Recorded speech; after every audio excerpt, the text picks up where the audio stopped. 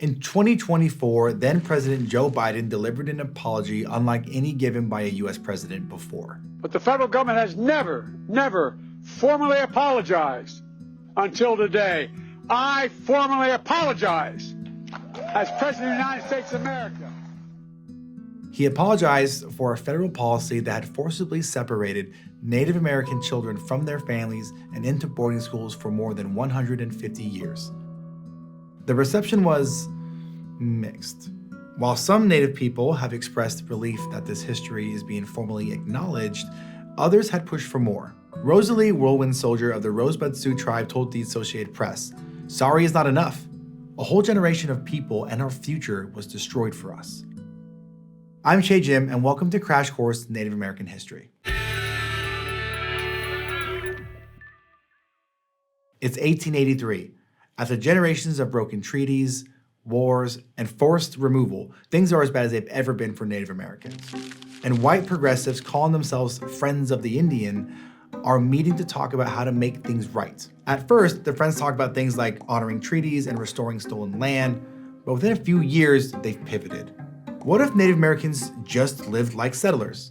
As bad as things already were, they were about to get a whole lot worse. See, for about 100 years, the US government had used a whole bag of tricks to deal with the fact that Native people, A, existed, and B, controlled lands that settlers wanted. This was the so-called Indian problem, which isn't a joke. That's literally what they called it. But by the late 19th century, the government had exhausted most of its playbook. Sign treaties with Native nations as equals? Check. Break those treaties? Check. Wage war? Check. Remove tribes onto reservations? Check. In short, they had tried everything to solve the Indian problem. Well, almost everything. There's still one more play, a real Hail Mary. What if they turn Native Americans into white Americans? You know the old saying, if you can't beat them, make them join you.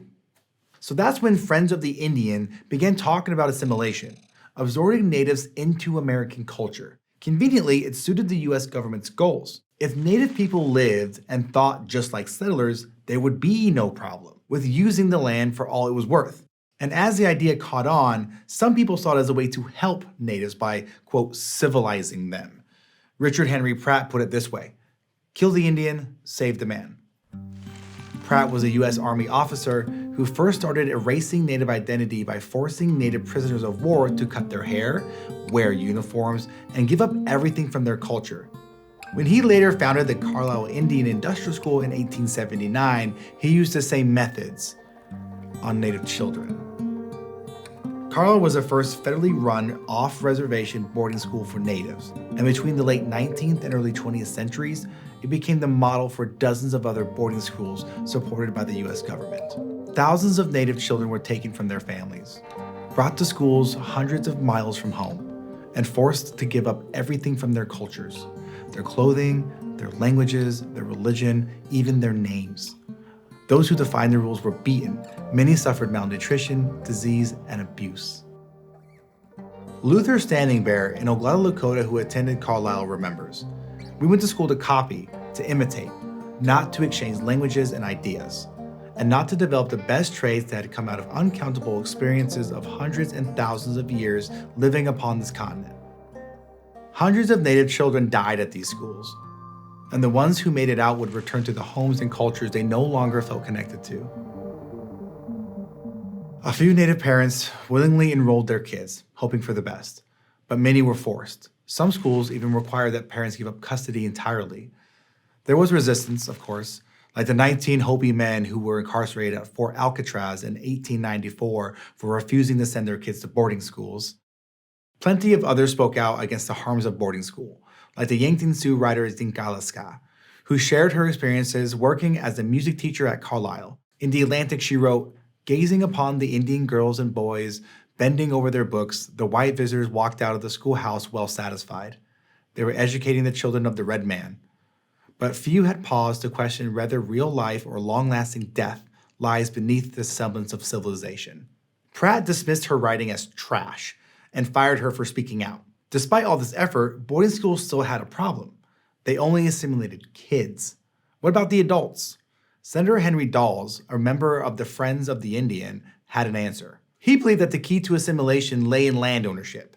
If the government could control which natives owned what land and how that land was used, then assimilation would finally be locked in.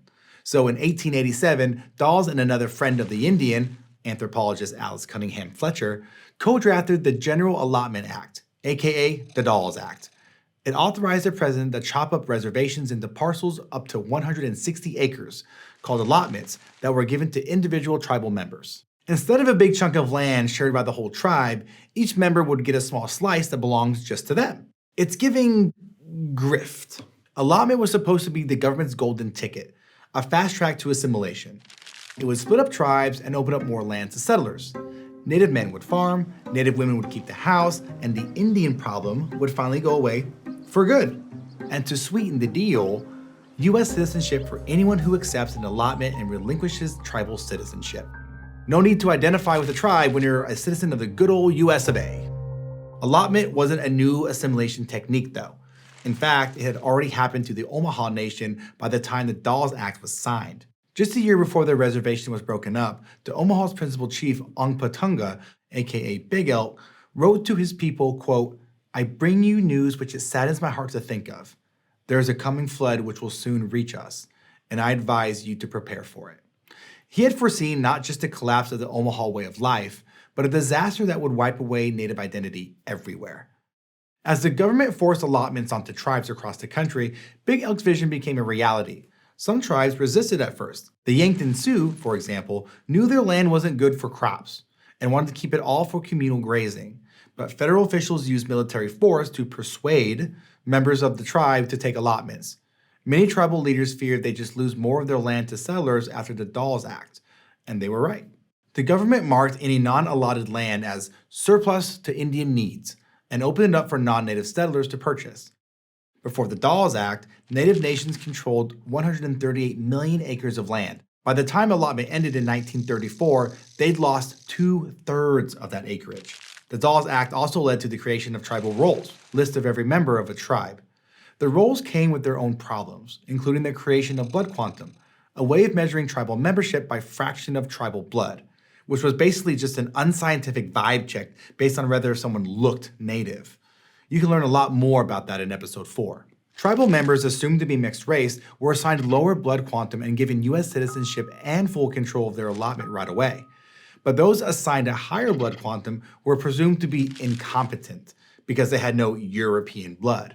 Basically, they weren't white enough. They were given a 25-year waiting period before they could take full control. And when they finally received the complete title to their allotment, many had to turn around and sell it because they couldn't afford to pay the property taxes. Yeah, big grift vibes from the Dawes Act. Thanks to the practice of allotment, many reservations today are a checkerboard of mixed ownership. Parcels owned by the tribe and tribal members are all jumbled together with parcels that aren't. For example, the Nez Perce Reservation stretches across 785,000 acres, but only 13% of it is owned by the tribe or tribal members, which makes it hard to do anything that requires large, connected chunks of land, like farming and ranching, or for tribes to carry out traditional activities. The effects of assimilation and allotment can't be understated, and they're still being felt generations later. Allotment left a legacy of land ownership that was, at best, fractured.